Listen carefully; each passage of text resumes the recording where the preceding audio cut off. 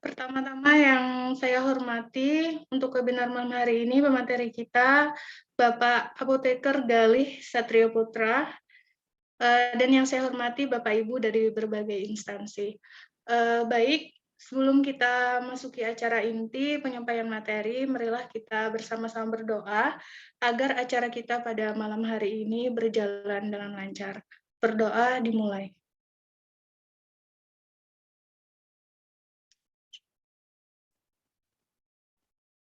Berdoa selesai. Terima kasih.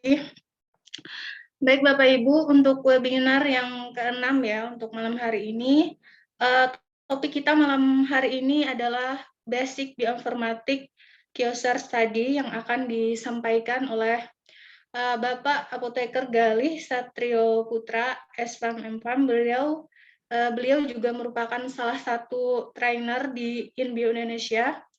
Kepada Bapak Galih, waktu dan tempat kami persilahkan. Ya, selamat malam Bapak. Oke, selamat malam. Materi kita pada malam hari ini berjalan 1 jam ke depan ya Bapak ya. Bapak Ibu mohon kita ikuti dengan baik selama Bapak Galih menyampaikan materinya. Baik, monggo Bapak, waktu dan tempat kami persilakan. Ya, terima kasih. Saudara moderator, suara saya terdengar jelas ya? Terdengar Bapak, terdengar. Terima kasih. Karena memang, mohon maaf kalau misalnya suara saya agak parau, karena memang waktu terkena COVID, kemarin suara saya agak bermasalah, sehingga agak pecah suara saya. Oke, selamat malam. Assalamualaikum warahmatullahi wabarakatuh. Waalaikumsalam warahmatullahi wabarakatuh. Saya ucapkan terima kasih kepada para peserta yang bisa menghadiri acara webinar 6, yaitu dengan judul yang saya bawakan, yaitu Basic Bioinformatics Q-Sharp Study pada Sabtu 4 Juni 2022 ini. Waktu akan berlangsung selama 1 jam, sehingga saya hanya mengulas sedikit saja yang mungkin nantinya menarik para audiens, para peserta yang lainnya, Bapak Ibu yang lainnya, para peneliti, akademisi maupun dosen, ya, ataupun mahasiswa yang bergabung dalam acara ini untuk mengikuti sesi selanjutnya. Sebelumnya saya mengucapkan mohon maaf apabila saya kurang ini ya, suara saya agak kurang baik, dan juga mungkin dalam penyampaian karena keterbatasan ilmu saya, mungkin mohon maaf karena saya masih juga belajar mengenai bioinformatics tersebut. Karena memang bioinformatik ini sangat luas ininya ya. Oke, pesertanya sampai saat ini kurang lebih 155 ya, sangat menurut saya ini adalah sangat banyak sekali, dan juga saya lihat banyak rekan-rekan saya juga, ada Bu Arista dan lain-lain, dan selamat malam. Oke, saya akan mohon izin untuk share screen ya. Monggo Bapak. Oke, bentar.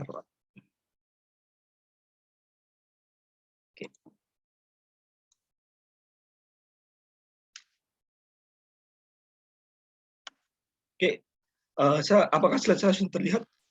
Sudah terlihat Bapak, tapi belum slideshow mungkin. Yeah. Ya, topik yang saya bawa di sini adalah, bentar saya izin slideshow-nya, bentar. Oke. Kayaknya masih ada proses ya.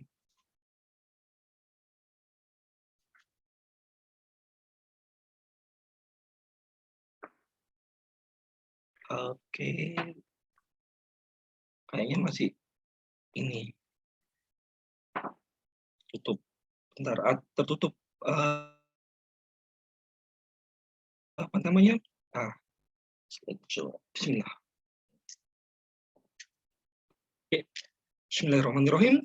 Baik, saya akan mulai topik inti untuk apa namanya yang saya bawakan kali ini, yaitu Basic Bioinformatics and Q-Sharp Study. Ya, saya akan sedikit mengupas apa itu bioinformatics dan juga Q-Sharp Study, tapi saya tidak membahas yang terlalu dalam, karena sekarang Q-Sharp Study itu ada yang 2D sampai ke arah 3D-nya ya.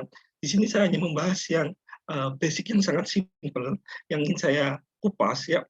Jadi background saya adalah seorang farmasi, saat di sini akan menjelaskan bagaimana perjalanan obat itu bisa ditemukan. Bentar, saya tidak bisa next ini. Oke, jadi proses penemuan obat baru itu kan dimulai dari uji saat ini ya. Untuk saat ini adalah uji in silico ya. Dari uji in silico ini menggunakan penampisan menggunakan banyak sekali software ya. Nah, setelah uji in silico ini dinyatakan baik, maka kita lanjut pada proses sintesis ya. Di sini adalah proses sintesis ini nanti kita harus memastikan senyawa tersebut benar-benar yang disintesis tepat ya. Jadi tidak terbentuk rasmatnya, kita harus tahu rasmat, kalau seandainya rasmat dalam posisi R atau S yang ada atau seperti apa, kita harus meyakinkan kemurniannya juga ya, dengan melakukan uji elusidatif ya. Karena kalau tidak kita lakukan proses pemastian senyawa, maka proses selanjutnya meskipun bagus akan gagal. Karena apa? Tidak bisa kita pertanggungjawabkan senyawa itu benar atau tidaknya. Ya, valid atau Mohon maaf, Bapak Galih, apa slide-nya belum jalan ya, Bapak? Atau masih di cover? Ya, ini masih di cover. ya, bentar. Di cover ya, bentar. Oke, benar. Apakah sudah jalan? Belum, Bapak. Ini masih di cover, belum slide kedua. Saya ini ya, stop share. Saya coba share lagi. Oke.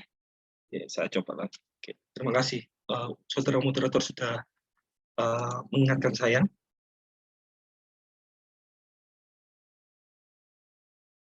Oke.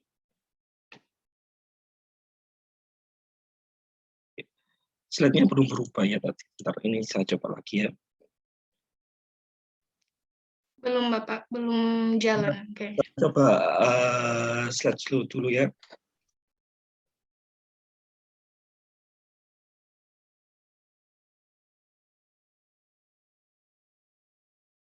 Bentar ya, saya coba ya. Ini pindah gini udah terpindah. Oh, sudah Bapak, sudah bisa. Terima kasih, saudara moderator. Di sini tadi saya menjelaskan pertama adalah uji in silico, kemudian setelah penampisan maka kita lakukan sintesis dan uji elusidatif untuk mendapatkan senyawa real, ya, the pure compound dari senyawa tersebut. Kemudian baru kita lakukan uji in vitro, ya. Kemudian uji in vitro ini menggunakan bioassay, tergantung apa yang kita inginkan. Kemudian baru kalau in vitro-nya bagus, ya, in vitro bagus ini biasanya ditandai dengan nilai IC50, ya. Kemudian IC50-nya bagus, kita lihat juga pada ini ya, normal selnya seperti apa untuk uji sitotoksiknya. Kalau seandainya uji sitotoksiknya itu nanti apa namanya perbandingan antara IC50 dan uji sitotoksik itu lebih dari 10, itu dinyatakan aman. Baru kita bisa lanjut ke in vivo. Karena kalau in vitro-nya IC5 punya poten sangat kecil, tetapi dinyatakan toksik, maka kita tidak berani melakukan uji in vivo. Karena percuma ya, karena dia efektif tapi merusak tubuh ya, seperti itu. Baru nanti fase 1 ya, yang kita tahu ya, untuk 20 sampai 100 orang sehat, volunteer sehat ya, ini hanya untuk menilai ini ya, apa namanya, waktu fase 1 ini prosesnya belum pada yang sakit ya. Jadi menilai farmakokinetiknya seperti apa. Jadi absorpsi distribusinya seperti apa. Kemudian fase 2 itu lebih menilai efficacy dan safety-nya pada subjek yang memang telah mengidap penyakit tertentu. Kemudian fase 3 ini lebih luas ya. Kemudian fase 4 ya, post marketing surveillance seperti itu. Nah, dulunya in silico ini masih belum berkembang ya. Nah, pada era-era perkembangan komputer yang sangat tinggi, maka uji bioinformatik ini sangat pesat sekali dan banyak sekali software yang bisa kita gunakan, baik itu software prediksi ADMET ya, absorpsi, distribusi, metabolisme, expression, toxicity, kemudian software untuk seperti apa namanya, memprediksikan mekanisme obat struktur seperti ini tuh bagaimana berikatan pada reseptor apa, kemudian juga dengan software tertentu kita bisa melakukan molecular docking, kemudian sampai pada molecular dynamics, seperti itu. Nah, di sini kita akan fokus mungkin agak ke sisi yang in silico di sini ya. Oke, jadi kita tahu bahwasanya proses penemuan suatu obat itu kan sangat panjang ya sebenarnya.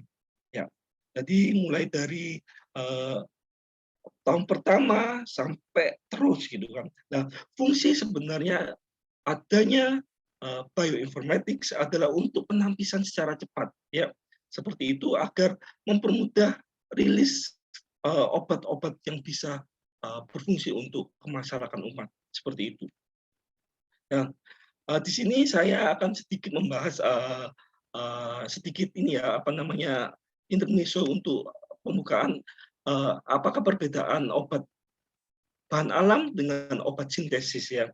Nah, kebanyakan kita tahu bahwasanya mengatakan obat herbal, masyarakat itu mengatakan lebih aman daripada obat sintesis, seperti itu kan. Karena obat herbal itu mengatakan multi compound efek sinergis, ya seperti itu. Padahal kalau kita memandang sebagai seorang farmasis, itu obat herbal itu belum tentu aman juga, tergantung kandungannya seperti apa. Karena kita tahu seperti banyak juga zat-zat yang menyebabkan herbal itu menyebabkan ini ya apa namanya intoksikasi pada tubuh manusia juga. Jadi tergantung, tidak melulu obat herbal itu pasti aman seperti itu. Nah, kalau obat sintesis yang selalu dikenal yaitu masyarakat single compound, efek samping tinggi. Padahal kita juga harus membuktikan secara ilmiah seperti apa. Ya, nah contohnya seperti adalah atropa belladonna. Ini adalah kenapa disebut atropa belladonna, itu adalah gadis cantik pemutus kehidupan. Ya, itu sangat-sangat beracun.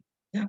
Nah, saat dikombinasi seperti ini ya, misalnya menjadi obat spasminal ataupun itu ada kandungan belladonna ekstrak, ada juga ini kandungan papaverin HCl, metampiron itu adalah analgesik. Apakah obat ini adalah termasuk obat herbal atau obat ini adalah obat kimia?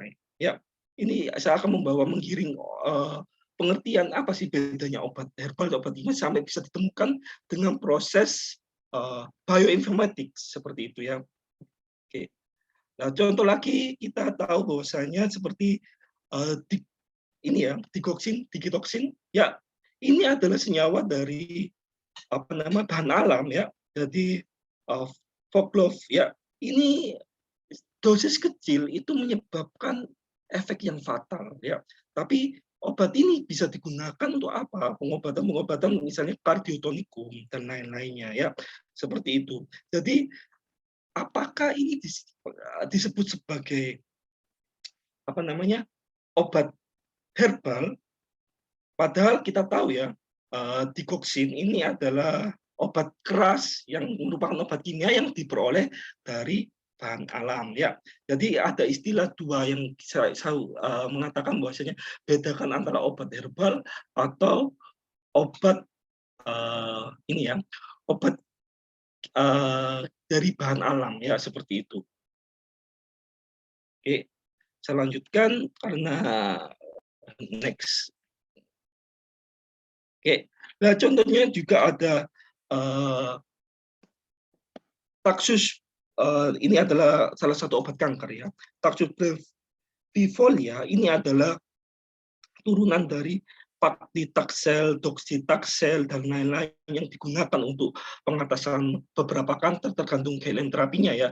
Ini kan diperoleh dari ini ya kulit dari tumbuhan Taxus tersebut ya.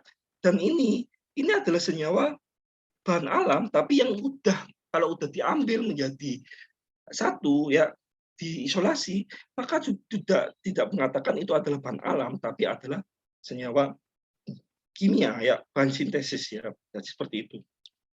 Jadi proses untuk penemuan obat ini awalnya nanti kita akan tahu mungkin ditemukan paclitaxel dahulu, kemudian akan bagaimana proses ini ya, proses yang disebut sebagai bioinformatics sehingga dapat menemukan turunan-turunan dari paclitaxel yang lebih poten seperti itu. Oke. Nah, ini morfin ya. Ini adalah morfin ya. Itu adalah berasal dari getahnya ya, getah ini.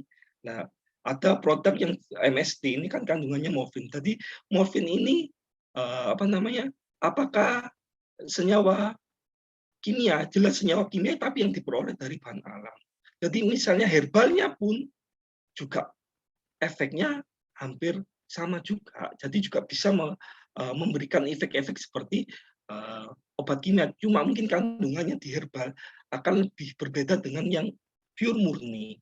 Ya, jadi kalau misalnya dikatakan apakah perbedaan obat tadi ya bahan alam herbal dengan obat sintesis, maka kita ini kalau seandainya senyawa dari bahan alam kita isolasi ya sampai menemukan single compound, maka itu sebagai obat kimia atau obat yang disebut sebagai obat sintesis ya. Jadi kalau obat herbal sendiri itu masih dalam tidak bisa dipisahkan senyawanya, kita tidak bisa memisahkan, tetapi kita tahu bahwasanya kalau digabung senyawa-senyawa tersebut dari ekstrak, misalnya kita mengambil ekstrak menggunakan ekstrak etanol atau apa, itu bermanfaat, maka itu adalah disebut sebagai obat herbal ya. Atau obat kimia yang dari bahan alam seperti yang tadi saya sebutkan ya, seperti morfin, paclitaxel, docetaxel dan lain-lain ya. Kemudian apakah obat berikut ini karena multi compound, apakah termasuk herbal? Kan herbal kan dikatakan obat yang mengandung multi compound ya. Kalau seperti ini kita tahu panadol ekstra, kafein ya dan lain-lain ya, itu kan multi compound. Tapi di sini adalah kita mengatakan ini adalah obat kimia karena dalam formulasinya obat-obat tersebut emang blended untuk menjadikan satu sehingga bukan termasuk obat herbal. Kalau obat herbal itu adalah dari ekstrak bahan alam yang tidak sanggup dipisahkan kembali seperti itu ya. Jadi contohnya seperti ini ya, ilustrasi sederhana ya, ini getah opium ya. Kemudian itu kalau dalam opium itu kan banyak kandungan ya. Ada morfin, kodein, papaverin dan lain-lain ya. Kemudian seandainya kita lakukan proses uji bioassay potensial sebagai analgesik ya, kita lakukan vaksinasi ya. Fraksi A kandungan analgesiknya ternyata ada noda 3 ini ya, misalnya ya ini misalnya, atau menggunakan HPLC kan berupa pik-pik kromatogram ya. Ternyata ini diujikan menghilang. Fraksi B analgesiknya juga menghilang. Fraksi C ya ini ternyata lebih kuat. Maka nanti kita lihat dipisahkan ini senyawa misalnya A, B, C-nya ini ya. Kalau misalnya A ini ternyata diujikan menghilang aktivitasnya, oke berarti bukan senyawa ini. Kalau B diujikan analgesiknya hilang, maka bukan senyawa ini. Maka senyawa yang C misalnya dia itu efeknya sangat lebih poten, maka senyawa C inilah yang kita ambil isolatnya sebagai obat kimia. Itu adalah proses sederhananya. Nah, dari proses ini biasanya kita seorang farmasis ingin mendesain lebih poten. Bagaimana caranya? Nah, itu dengan cara pendekatan tadi ya, bioinformatics tadi. Ya,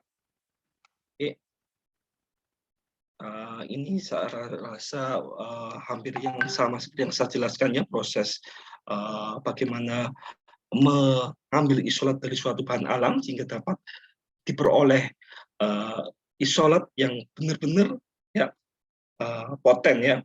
Oke.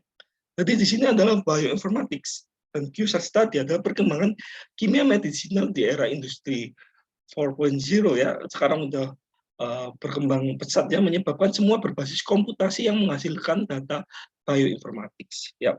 Data bioinformatics sangat berguna untuk mengurangi trials and errors ya. Ketika mengembangkan obat baru yang lebih aman, efektif dan efek samping yang seminimal mungkin ya.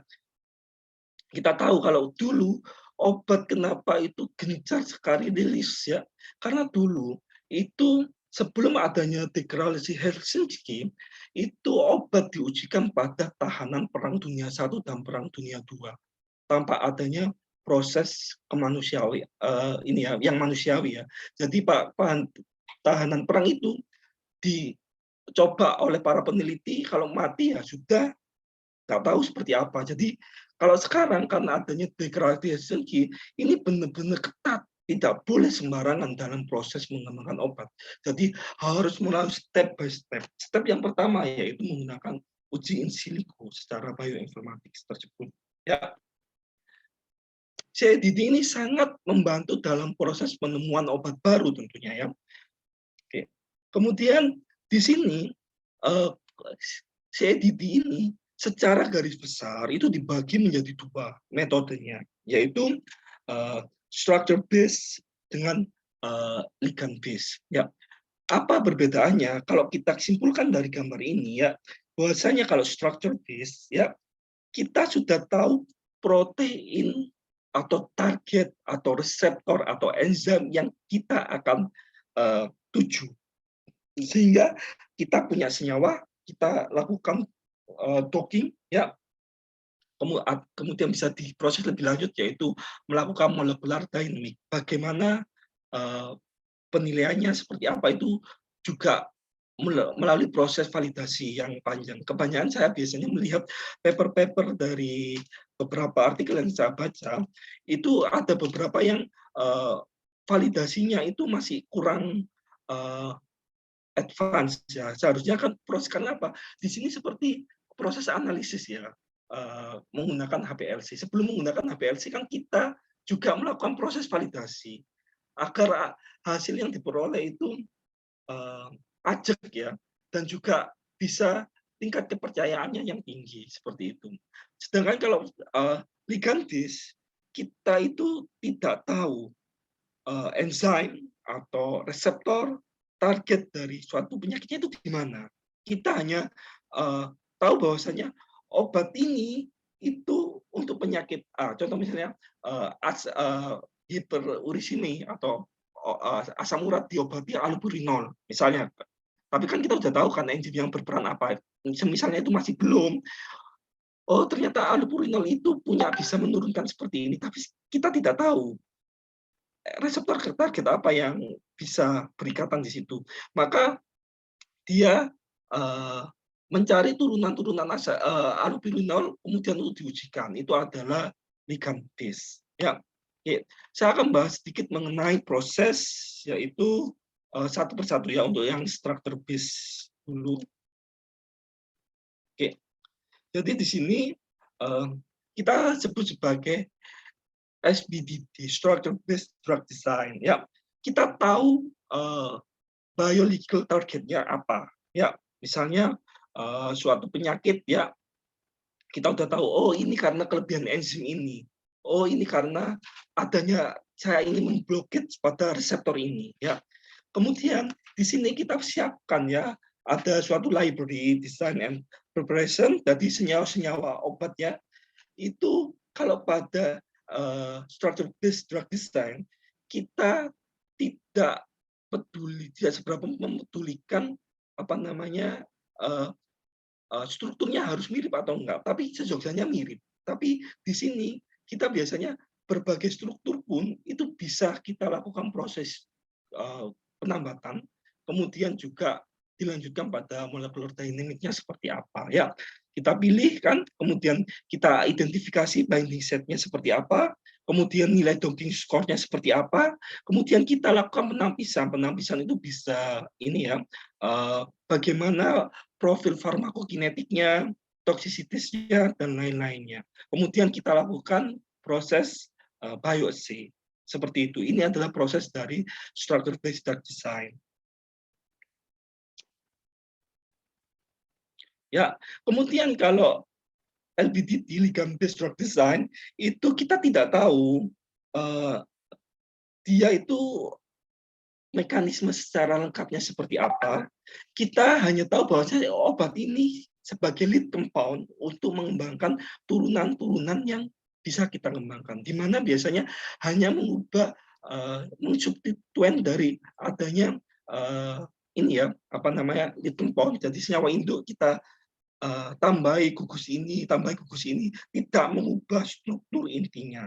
seperti itu untuk ligand based drug design. Ya, nah di sini untuk structure based drug design itu biasanya kita menggunakan hit generation, di mana kita tak harus tahu yang pertama prosesnya adalah study disease, identifikasi the target, kemudian isolate the target, kemudian kita buat apa namanya struktur tiga dimensi target yang established ya, kemudian baru theoretical drugs-nya baru kita sintesis menemukan kandidat senyawa yang akan diujikan untuk proses berikutnya. Disintesis ya, otomatis, kemudian kita lakukan elusidasi, kemudian kita masuk pada proses bioassay. Ya.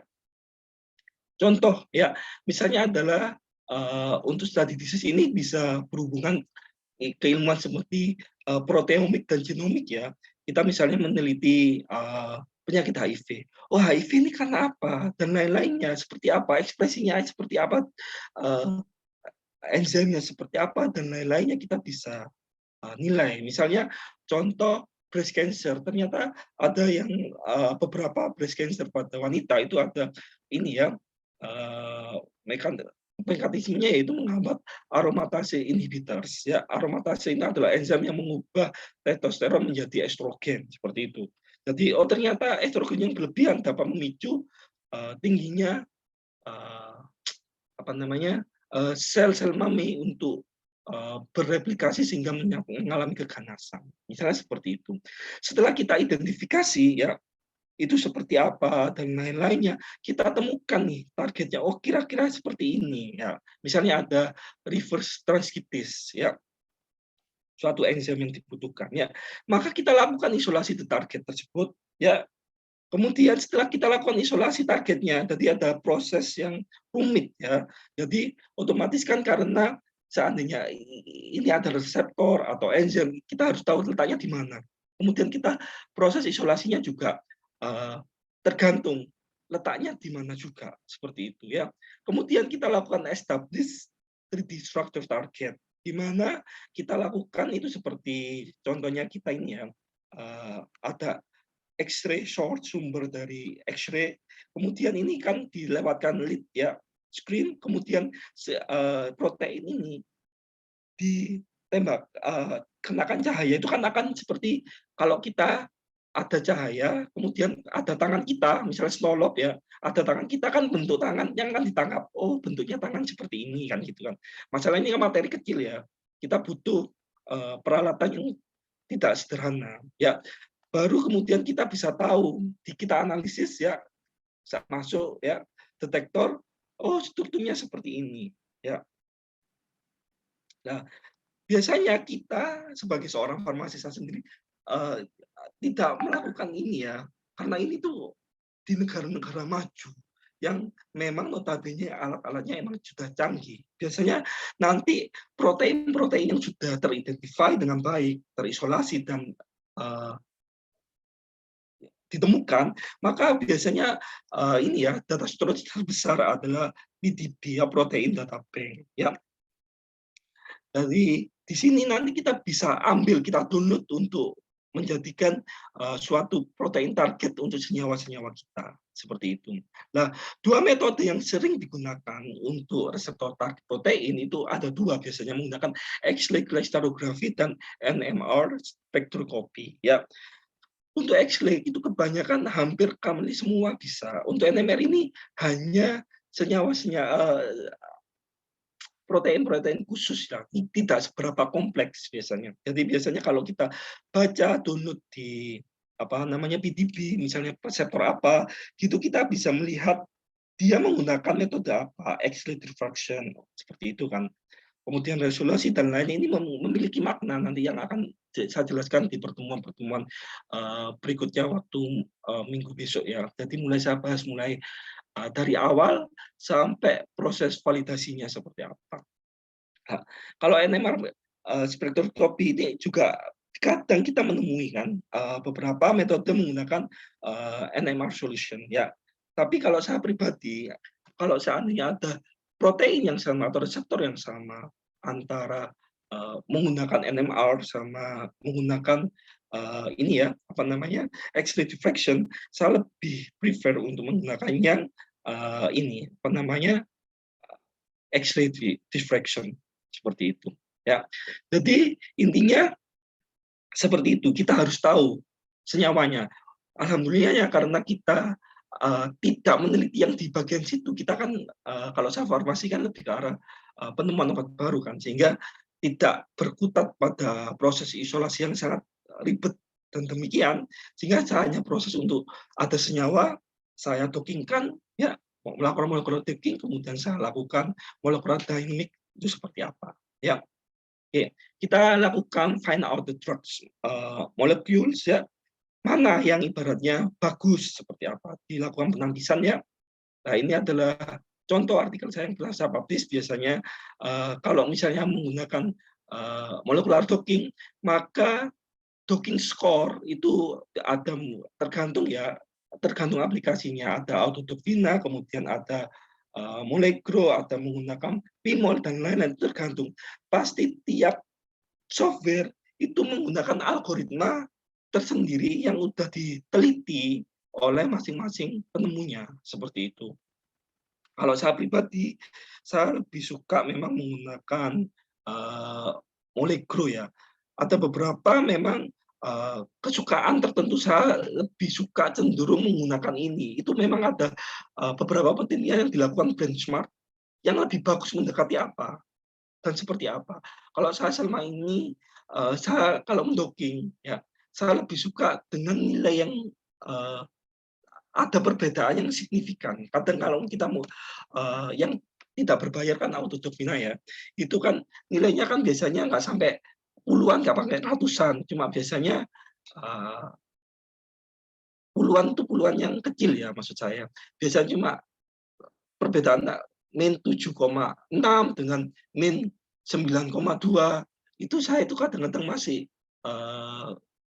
gimana ya, kurang sreg gitu. Kalau saya pribadi, saya lebih suka emang yang menggunakan aplikasi software untuk molecular docking itu yang perbedaannya itu dia menggunakan algoritma yang agak besar sehingga saya bisa menentukan seperti apa.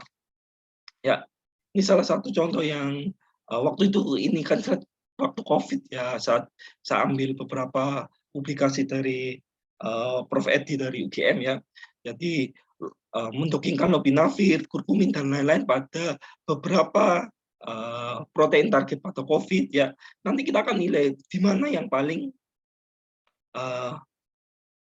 apa nama energi yang paling rendah itu yang negatif yang paling ini ya apa namanya rendah itu yang paling dikatakan lebih poten karena dengan energi rendah dia udah bisa binding dengan baik seperti itu.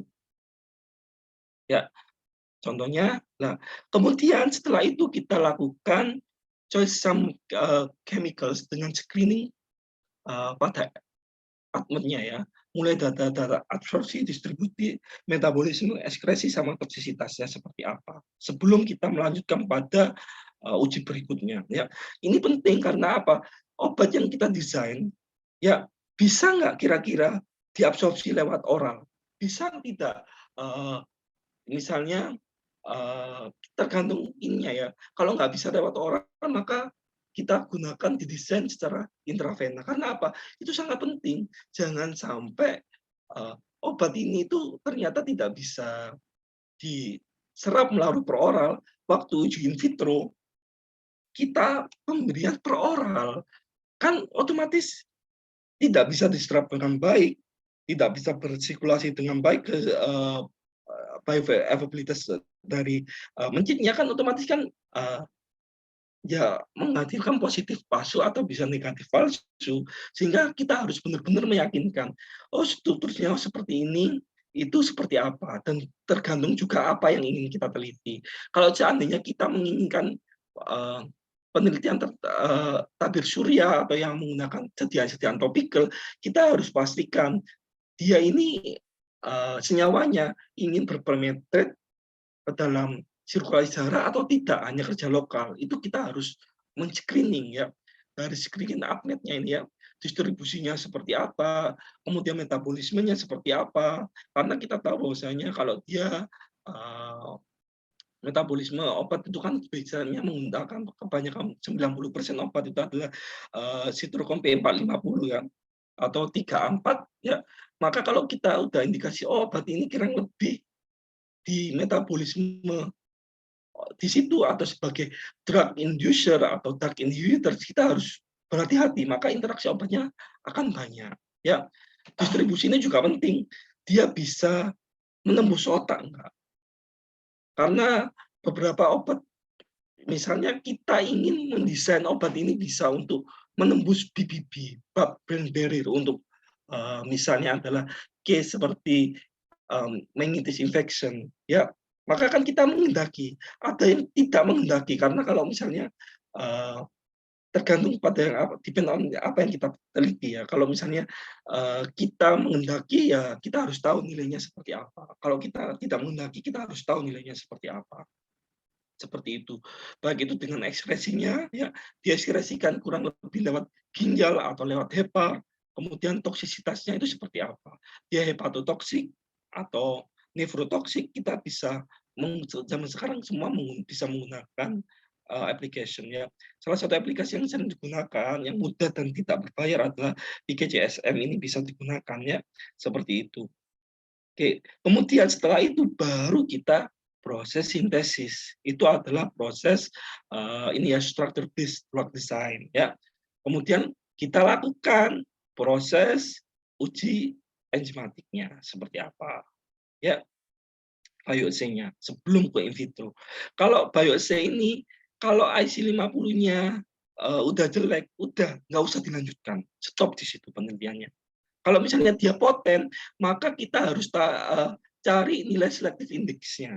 Ya, kalau selective index-nya itu bagus, maka baru bisa lanjut ke apa namanya uji in vitro. Ya, kenapa pentingnya kita di sini uji biopsi di sini adalah pentingnya harus mendapatkan kurva sigmoid. Ya, itu penting karena di mana ini ada proses validasinya sendiri ya. Ya, untuk validasi kurva sigmoid kebanyakan yang saya tahu para peneliti itu menggunakan 3 titik, kemudian menentukan IC50. Sebenarnya itu tidak boleh. Itu ada apa namanya proses memvalidasi yang emang benar-benar valid untuk mendapatkan nilai IC50. Ya, jadi di mana biasanya harus dilakukan ada berapa titik Pak Khalid? 5 titik pun sebenarnya nggak cukup. Pokoknya intinya kita harus bisa ya menemukan ini ya kondisi bottom-nya, kemudian kemudian top ya di kondisi paling atasnya itu seperti apa.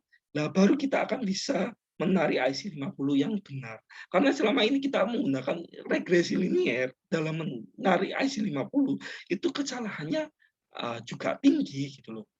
Ya, bentar. Oke, bisa lanjutkan.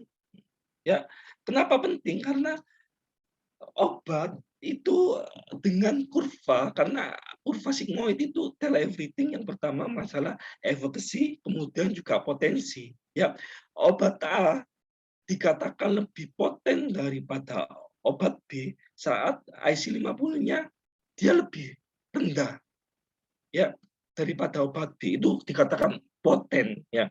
Tapi obat A dikatakan lebih efekasi daripada obat B. Itu dilihat dari nilai apa? Ini ya, top layernya paling atas ya. Kalau di sini maka kita bisa katakan ya obat A itu lebih efekasi daripada sama efekasinya dengan obat B, tetapi lebih poten daripada obat A. Jadi ibaratnya kalau kita bicara potensial atau tidak, kita lihat dari nilai IC50-nya. Tapi kalau efekasi itu dilihat ini ya, kurva topnya di mana, dia sampainya menyentuhnya seperti apa, yang ibaratnya dia udah berapapun dosis yang ditambah responnya udah datar seperti itu. Oke. Ini adalah apa namanya parameter penilaian untuk senyawa IC50 ya, yang kalau kita bahan alam itu selalu berpedoman bahwasanya kurang dari 1 mikromolar itu ya kalau isolat ya itu excellent atau potensial, sangat potensial ya. Ya, biasanya kalau ekstrak kita tidak bisa bicara masalah mikromolar karena kita kan nggak tahu tuh senyawanya apa aja, BM-nya seperti apa. Tapi kalau kalau misalnya senyawa sintesis itu ya, saya lebih suka jurnal yang dia menjelaskan IC50-nya dalam bentuk mikromolar, tidak dalam bentuk ppm. Karena kalau ppm itu kan apa namanya, dia tidak memperhatikan dari berat massa dari molekulnya gitu. Kalau bahan alam oke, ppm karena ekstrak ya itu kan campuran ada senyawa A, B, C yang kita tidak unknown, tidak tahu BM-nya berapa ya. Tapi kalau udah single compound atau isolat dari senyawa bahan alam, maka untuk mencari IC50 lebih bagus dan lebih baik menggunakan mikromolar ya seperti itu dengan memperhatikan faktor MR-nya atau berat molekul dari senyawa tersebut. Ya, nah ini adalah untuk menemukan selective index kalau emang udah bagus ya IC50-nya maka kita cari sitotoksik pada normal cells ya. Normal cell itu bisa kidney, kan biasanya obat itu kan merusak pada ginjal sama hepar. Itu seperti apa? Kalau seandainya nilainya lebih di atas 10, maka oke gitu loh. Seperti itu. Jadi biasanya beberapa six common target xenobiotic toxicity untuk liver biasanya kita bisa menggunakan HG2 ya, Bell 7402. Kemudian untuk kidney bisa Selvero ya, MDG cell. Kemudian untuk nervous system ya ini sistem sel saraf ya kita bisa menggunakan ini lung paru-paru ya untuk skin kita bisa menggunakan ini juga jadi tergantung ya mau dinilai kalau seandainya sedianya topikal tidak tidak masuk pada sirkulasi maka kita ujikan cukup menggunakan normal skin cell ya normal skin cell ini skin cell-nya itu seperti apa, toksik atau tidak. Jadi tergantung seperti apa. Ya, kalau kita ingin mengembangkan contoh yaitu obat TB, ya, rifampicin, kemudian seperti ini ya, apa namanya, yang bersifat hepatotoksik, pirazinamide, ya, itu kan hepatotoksik. Maka kita udah tahu, oh nanti saya toksisitasnya adalah saya uji pada liver, normal livernya seperti apa? Apakah lebih rendah merusak pada normal liver atau tidak gitu. Nah, ini adalah kalau misalnya kurang dari 1 nilainya perbandingan selectivity index, maka sangat toksik ini biasanya kita udah reject. Kita tidak akan pernah melanjutkan meskipun itu sangat poten karena dia sudah toksik gitu. Kalau 1-2 itu dikatakan toksik, 3-10 moderate, 10 di atas 10 adalah disebut sebagai very safety untuk kriterianya. Ya. Nah, ini beberapa yang bisa digunakan apa namanya acuan untuk kalau kidney menggunakan apa, dengan ATTC apa dan leverage-nya apa ya. Ini waktu COVID dulu ya, udah ini. Nah, kalau ini kan saya jelaskan sedikit aja untuk remdesivir ya, EC50-nya adalah 0,77 dengan ya cytotoxic concentration itu adalah lebih dari 100 sehingga kalau diperbandingkan ini ya itu SI-nya ya 129,87 ya sedangkan kalau di sini kalau dikatakan klorokin kan memang udah out ya karena ini waktu itu penelitian ini out dari guideline terapi COVID waktu itu udah jauh lama ya udah out-nya ya remdesivir masih tetap digunakan tapi sekarang udah COVID juga udah menghilang ya jadi kita bisa lihat antara obat A obat B lebih poten mana lihat kalau bicara potensial maka kita lihat ini ya SI50-nya seperti apa ya kemudian kalau lebih aman atau tidak itu lihat selective index-nya semakin SI-nya semakin tinggi dia lebih aman ya seperti itu kemudian kalau efficacy kita lihat capaiannya sampai ini kan capaiannya di atas efekasinya di atas 90 ini kan kita masih belum bisa menemukan ini berapa apakah ini masih bisa naik lagi atau ini sudah melandai seperti itu adalah masalah efekasi ya oke jadi proses ini adalah selalu berputar ya design, make, test, and analyze, seperti itu. Itu tadi saya menjelaskan di sisi yaitu structure drug design. Sekarang bagaimana pada proses ligand based ya drug design, maka ligand based ini intinya kita tidak tahu reseptornya apa, ya, tapi kita tahu senyawa itu bisa digunakan untuk penyakit ini, tapi kita masih unknown. Ya, maka kita turunkan tuh senyawa-senyawa itu, kita ujikan menggunakan bioassay. Jadi kalau structure drug design itu kita lakukan in silico dulu, baru dilakukan tes ya bioassay. Kalau di sini enggak, kita lakukan proses mensintesis beberapa ya. Oke, ini adalah apa namanya yang sederhana ya, QSAR yang sederhana. Karena QSAR ini sekarang udah banyak berkembang ke 3 dimensi dan lain-lain ya. Nah, stepnya apa?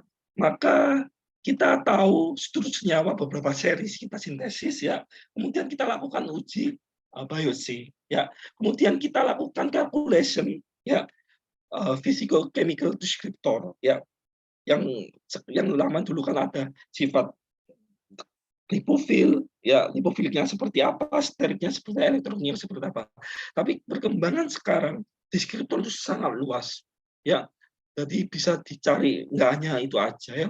Kemudian ada correlation ya dari physicochemical properties dan biological activity menggunakan QSAR method. Kemudian memperoleh getting equation, kemudian design and the drugs based upon QSAR equation, kemudian predicting biological activity of the drug compound. Kemudian baru terakhir adalah proses sintesis untuk mendapatkan senyawa yang lebih poten. Ya, jadi di sini contoh artikel yang saya ambil ya seperti ini ya. Ini adalah turunan hidroksiurea atau merek hydrate itu masih digunakan dalam proses ini ya kanker ya. Oke, kanker darah itu masih tetap digunakan di dokter juga menggunakan hydrate tablet ya untuk proses itu juga pengatasan kanker. Biasanya di sini misalnya kita ingin menemukan yang lebih poten dari hidroksiurea.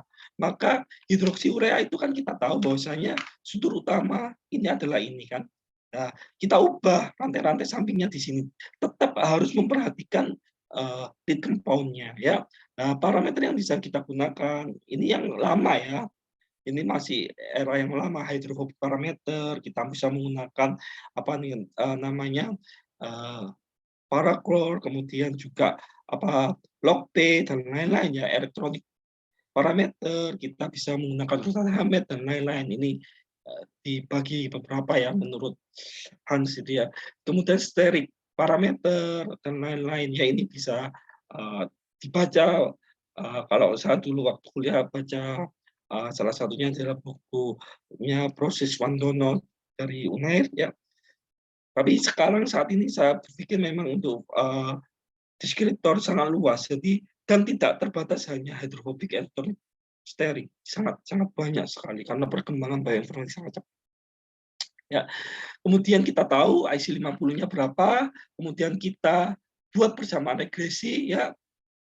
Dari sini nanti akan kita temukan the best equation ya. Nanti bagaimana cara menemukan saya akan bahas pada topik yang hari minggu-minggu berikutnya ya.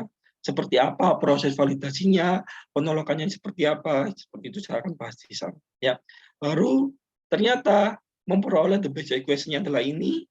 Nah, dari the best equation nanti kita tarik ya senyawa yang akan kita desain lebih poten dari senyawa yang awal seperti itu. Ya, jadi kita desain, kita ubah-ubah lagi, oh parameter ini yang berpengaruh, maka kita harus tahu, oh senyawa ini ya, saat desain seperti ini, maka akan naik ininya, akan turun ininya, saya ingin apa, nah nanti dimasukkan ke dalam situ tadi ya, baru diproses sintesis ya. Kemudian ya ini adalah proses dari antara pendekatannya beda ya untuk structure drug design, kemudian dengan ligand based drug design itu berbeda konsep. Jadi kalau structure drug design kita udah tahu ini ya reseptornya seperti apa, targetnya seperti apa, kita ubah-ubah senyawanya. Di sini kita boleh memasukkan senyawa yang berbeda-beda karena kita tahu misalnya aromatase inhibitor itu tidak hanya antara generasi satu, generasi dua, generasi tiga, itu kalau kita tahu itu berbeda-beda senyawanya. Asal punya komponen yang oh ini bisa berikatan dengan residu ini dan ini, dan seperti itu. Oke, nah ini ada combination models ya, bisa dilihat. Jadi arahnya sekarang memang bisa dilakukan kombinasi antara apa namanya proses penemuan dari uh, bioinformatics tadi. Dan bioinformatics tadi ini sangat-sangat pesat ya perkembangannya, dan memang ada yang mengatakan kalau beberapa saya lihat di postingan dari Indio ya, dari Instagramnya, apa yang kita ketahui itu masih secuil daripada big data yang ada di ini ya, web server seperti itu. Mungkin saya selesai, saya kembalikan ke moderator karena saya menyisakan beberapa waktu untuk mungkin ada sesi tanya jawab bagi yang lain, bagi terutama mungkin mahasiswa nih. Kalau mungkin yang udah dosen-dosen mungkin lebih mahiran Bapak Ibu ketimbang saya pribadi. Demikian yang bisa saya sampaikan. Assalamualaikum warahmatullahi wabarakatuh. Saya kembalikan kepada moderator. Terima kasih. Waalaikumsalam warahmatullahi wabarakatuh. Terima kasih Bapak Gali untuk penyampaian materinya yang sangat detail ya untuk malam ini. Baik, kita masih ada beberapa waktu. Saya akan bacakan beberapa pertanyaan di kolom chat. Banyak sekali, saya pilih saja nggak Bapak Ibu, mohon maaf karena waktu kita terbatas. Salah satunya pertanyaannya untuk Bapak Gali, jika ingin bertanya, apakah kajian QSAR dapat juga dilakukan untuk pengembangan obat untuk penyakit infeksius dan penyakit degeneratif pada hewan atau veteriner, Bapak? Terima kasih. Langsung saya jawab nih, Mbak. Atau Enggak, Bapak, langsung. tadi mungkin yang bertanya pada hewan mungkin karena background-nya adalah dokter hewan mungkin ya. Jadi, oke. Guideline terapi selama ini memang farmasis antara ini ya, farmasis untuk kedokteran ya, dengan kedokteran hewan itu setahu saya ya, guideline terapi untuk hewan itu tidak serapih dan selengkap pada manusia. Sehingga pada hewan ini kadang-kadang kalau saya tanya pada dokter hewan itu intinya gimana ya? Tidak selengkap terdokumentasi sehingga sebenarnya bisa kalau terdokumentasi dengan baik dan lain-lain itu kita juga bisa mengembangkan terhadap hewan tersebut. Biasanya kan obat hewan itu kan diambil dari obat manusia ya, yang dosisnya nanti di-convert dari manusia ke hewan. Seperti itu kan. Dan tapi ada beberapa case ya, itu nggak mengeneral ya.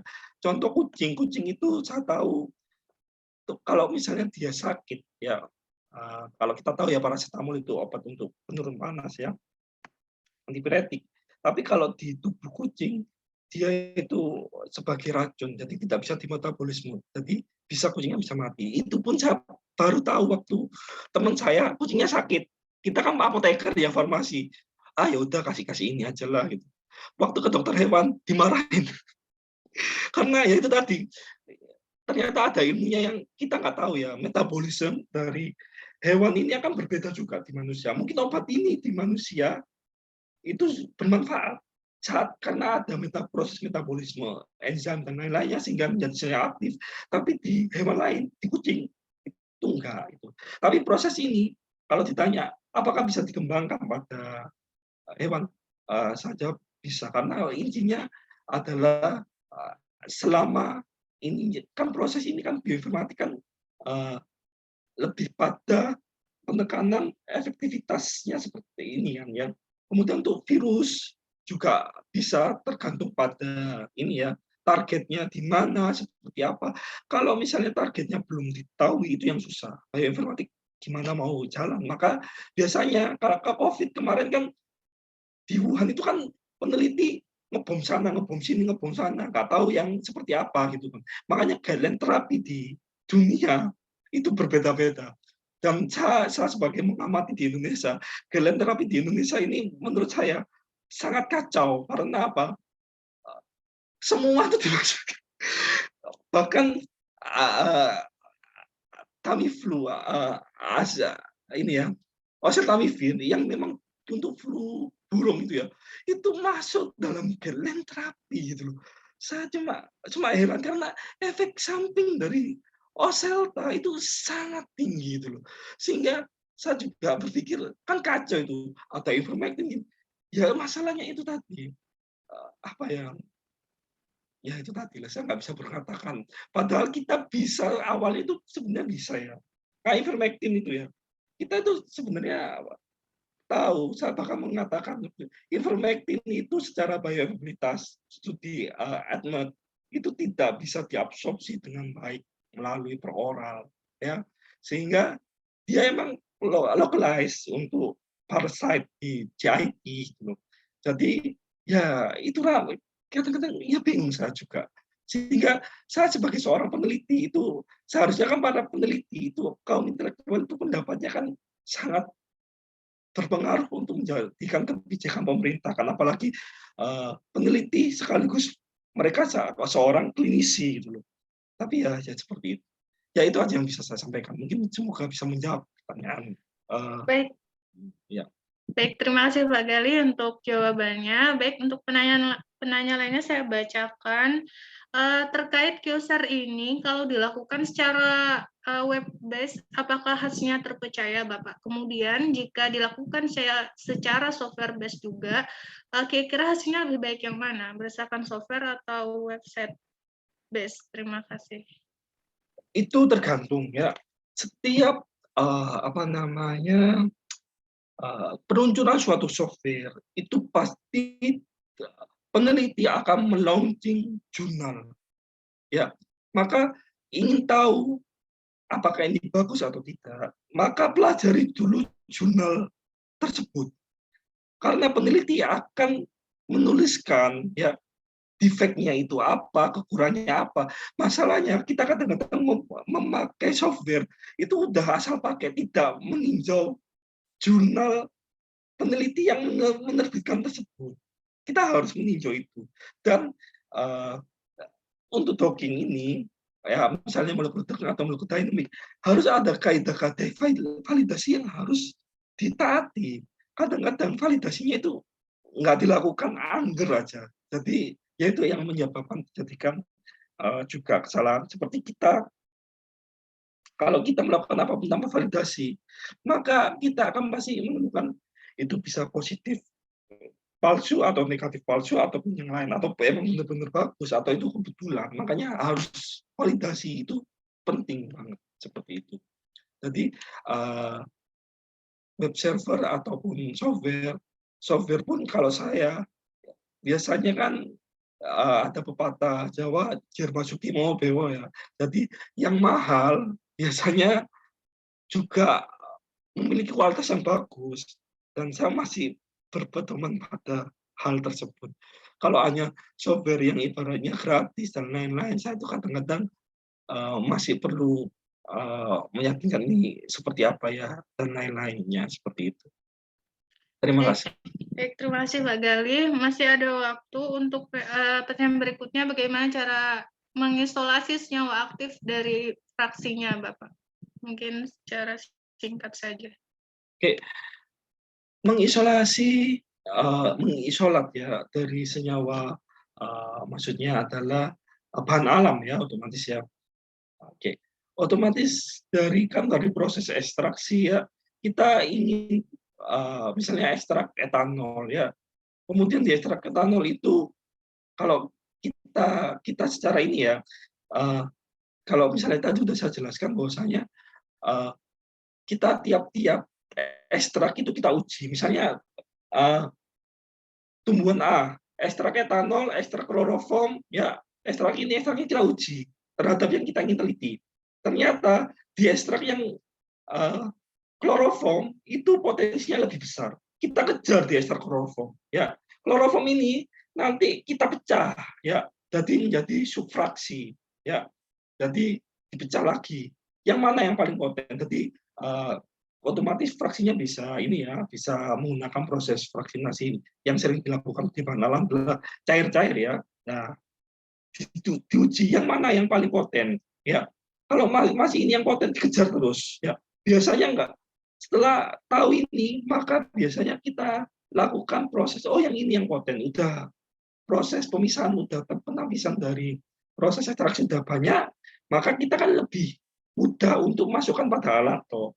Seperti HPLC ya. Biasanya nggak mungkin HPLC aja, pasti LC-MS-MS, kemudian GC-MS-MS atau yang lain. Tapi ingat ya, kalau itu senyawa baru, maka di library-nya misalnya di CMS itu adalah senyawa yang sudah telah ditemukan.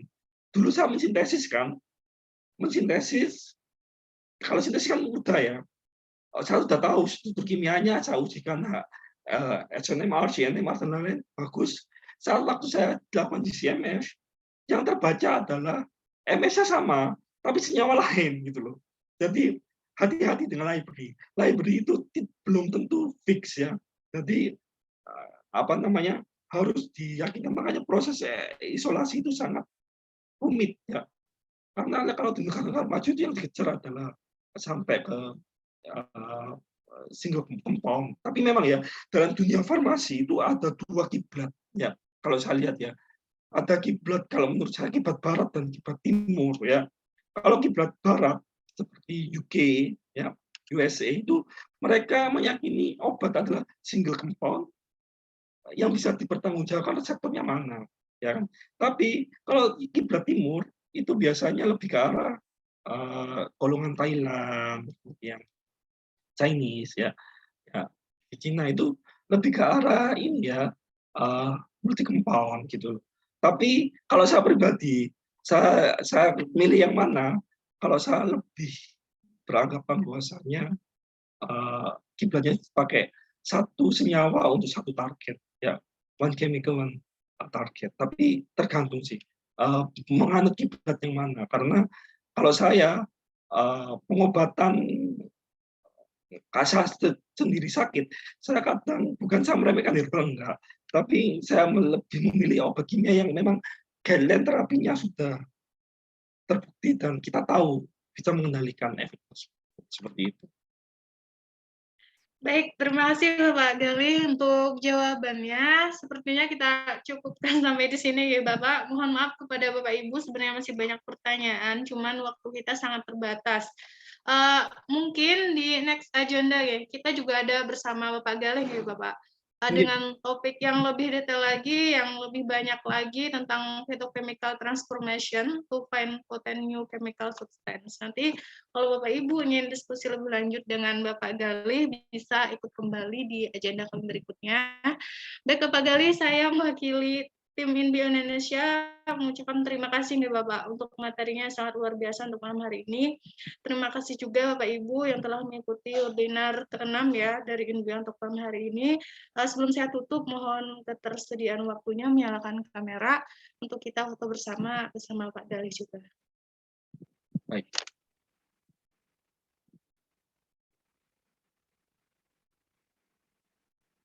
Baik, saya akan hitung foto bersama. Masih nunggu. Ya. Baik. Ya, saya hitung ya, Bapak Ibu. 1, 2, 3. Baik. Satu kali lagi. 1, 2, 3. Baik, terima kasih banyak Bapak Ibu. Terima kasih sekali lagi Bapak Gali untuk materinya. Semoga Bapak Ibu dalam keadaan sehat semuanya. Sampai ketemu lagi di agenda berikutnya. Saya mewakili tim INBio, mohon maaf jika ada kekurangan dalam penjagaan waktu malam hari ini. Saya akhiri, wabillahi taufiq wa hidayah. Assalamualaikum warahmatullahi wabarakatuh. Terima kasih Pak Gali. Sama-sama, Ya, terima Pak. kasih. Terima kasih Bapak Ibu.